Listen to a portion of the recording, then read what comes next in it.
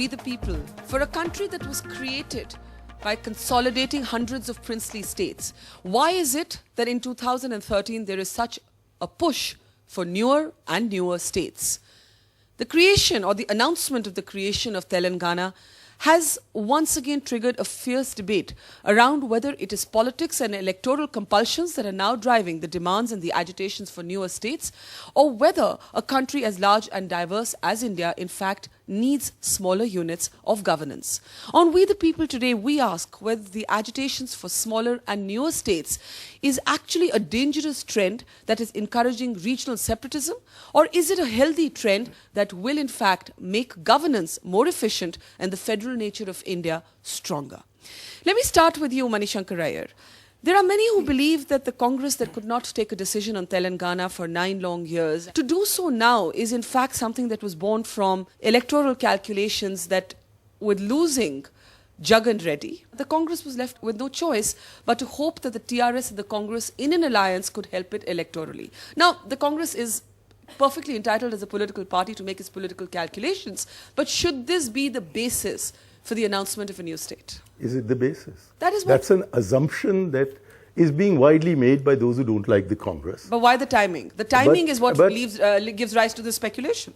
This matter has been under consideration for 9 years. Actually, it's been under consideration for 60 years. Yes. Because even at the time that what is called Telangana today, which was then largely the area of the Nizam's Hyderabad, was attached onto Andhra Pradesh at a time when dividing the Madras presidency was regarded as the ultimate disaster. I remember as a 10-year-old boy waking up one morning to see my mother in a flood of tears and my father looking terribly depressed. So I asked as a 10-year-old boy, what's happened? And I was told they're breaking up Madras, they're taking away Andhra. Now you ask a 10-year-old boy in Tamil Nadu whether he knows that Andhra Pradesh was part of Tamil Nadu. Among those agitated at that time was Jawaharlal Nehru, exactly, who said that this marriage must leave some room for divorce. That was his exact statement. Absolutely, and that's because he had to learn. He was against linguistic states, and he thought that these kinds of identity politics would be overtaken by the imperative for economic and social development. But he had to himself recognize that there is identity as an essential part of the politics of any democracy. And when there is an assertion of identity by a majority, then this becomes a demand that has to be responded to. Sometimes we respond to it in various different ways. For example, Gorkhaland. So you're in a sense saying that Nehru, like so many other Indians, had to learn to not be scared. I'm asking you to learn the same lesson. Well, I may not be as scared as you think, but here's the dilemma, Dinesh Trivedi. On what basis? On what basis is one demand accepted and another demand rejected? Your government in West Bengal has said an absolute and categorical no to Gorkhaland being, let's say, the 30th state if Telangana were to be the 29th. But you have a very emotional and long-sustaining movement associated with Gorkhaland. You now have soldiers, Gorkha soldiers saying we'll return our medals. Why is Mamata Banerjee scared of Gorkhaland? In just one decision overnight, you have created so much of discontent. It's not only a question of Bengal. Yeah. You look at any state and I guarantee you, they need 4 to 5 different divisions. I'm not really concerned about that, provided the intention is only purely administrative. And not political. And also not political. I would have thought that in taking such major decisions, you should have called all the chief ministers. There should have been a public debate, and today it's so easy to have debates. But the public debate has been on, as Mani said, for decades now. No, but decades. But before you take decision, for instance, I tell you, we talked about Gandhi, we talked about Nehru, but they were all statesmen. They wanted to think about their next generation and not the next election. Most of us in politics today, we are thinking, how do we win the next election? And don't think about next generation. Overnight, I mean, our hills, Mamata Banerjee always said, was smiling. And I'm sure they are going to smile again. So you're saying, but why this? Are you blaming Telangana for reopening Gorkhaland? No, I'm only addressing an issue that the process of decision making and not involving we the people. And when you take a decision, the perception matters in politics. Your perception is next election. So it's not the next generation, but the next election that's determining the choices. Jayant Chaudhary, many people would argue that that is in fact, the next election is what your party has an eye on when it says that Harit Pradesh should now be created. But you also are supported by many Congress ministers who are saying it's time to carve up Uttar Pradesh into 4 different parts. The point is this. If you accept one demand, you accept the next, and then you accept the next. Do you think that that's a kind of inevitability that India will soon be the United States of India? To assume that India will not change is naive. I think we should embrace the change. If it is for the better, if it actually brings more power to the people, if governments are more responsive, if there is a cultural affinity, I think that lends itself to administrative ease as well. It's not a black and white issue. That's why it takes time. Let's not be so suspicious of political sentiments. And elections have a big role. The way our public policy is going to be shaped for 5 years is going to be decided in elections. So you're saying that even if it's a political reason, that's not a bad reason? It's not a bad reason. It's coming from somewhere. There's a logic behind it. I'm for actually creating some sort of a rational set of ideas on which basis you can look at different regions and say yes or no. Dinesh, quickly coming in there, why be suspicious of political sentiments? That politics is deriving from the people's sentiment, I think is the point that Jayant is making. So eventually it is coming from the people. But who are the people? The voters. Are the voters people are people. Voters of a particular constituency? Because in your body, if there is some problem with the finger, the entire body pains. So this is where we have to take collective decision. If Parliament is there represented by the people, then before taking such decision, you come to Parliament and talk about it. Here you are taking a decision and forcing the Parliament to have a debate. Okay. That is wrong. Mani, in politics, in democracy, there is no shortcut to dialogues. Mani, quickly coming in there before I take it to Jayaprakash. There's no lack of discussion of this issue in the public sphere, in Parliament and in the Assembly is concerned. Bengal was part and parcel of Bihar and Orissa not so long ago. There was a linguistic basis for dividing it. But Telangana is not a linguistic basis. Harit Pradesh is not a linguistic basis. We're now going beyond language to culture. Wait a minute. Having taken the linguistic basis as a fundamental, you came up with the fact that as it was, UP was monstrous. If you were to add to it Bihar, if you were to add to it all of the old Madhya Pradesh, Delhi, Rajasthan and Himachal Pradesh and Haryana, can you imagine the rest of our country would have been the same condition as Pakistan with an overwhelming Punjab? Okay. And therefore there are several considerations that go into it, but somehow to think that because the people of Telangana want Telangana, for us to concede Telangana is a filthy political trick, that we are just being populist, that we should be crushing the will of the Telangana people in order to serve some nobler purpose. You are undermining democracy if you will not listen to the voice of the people. I think the problem is that the people have many different sentiments. For example, we have seen a statement from the TRS saying that those who illegally took jobs in the area of Telangana now must go back. The fact is that history moves. So even at a time, jobs that may have been considered by a government of India ordered to be illegal it may not be realistic to treat them as illegal in 2013.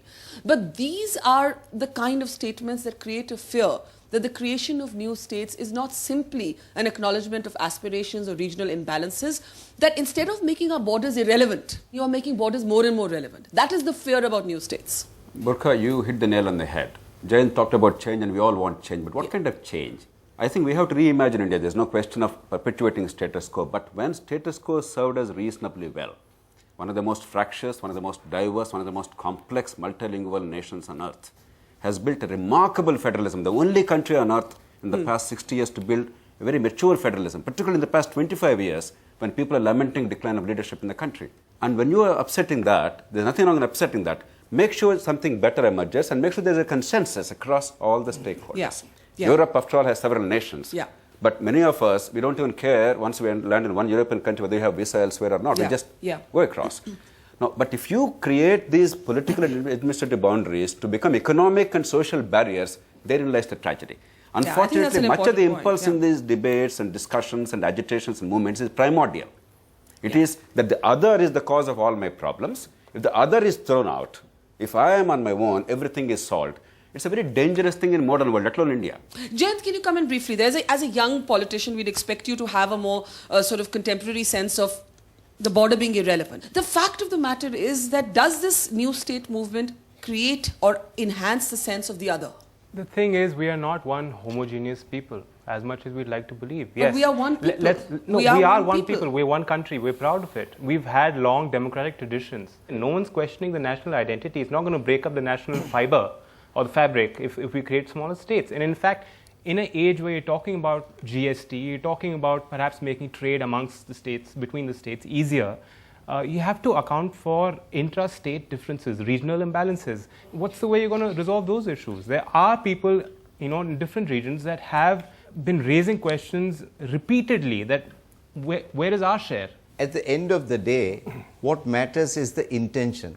You look at European But the Union. intention is such a subjective thing to measure. How do you measure or quantify intention? That is what we have had this. But if your intention is only just for tomorrow and not after 100 years, then your intention are somewhere, the motive is questionable. Whatever decision you take, it should go very smoothly, and that can only happen if your perception of your intention and intentions are for pan-India. Should our boundaries be frozen in time? Should our state boundaries, as the Britishers left it, I think it's a very important be there point. forever?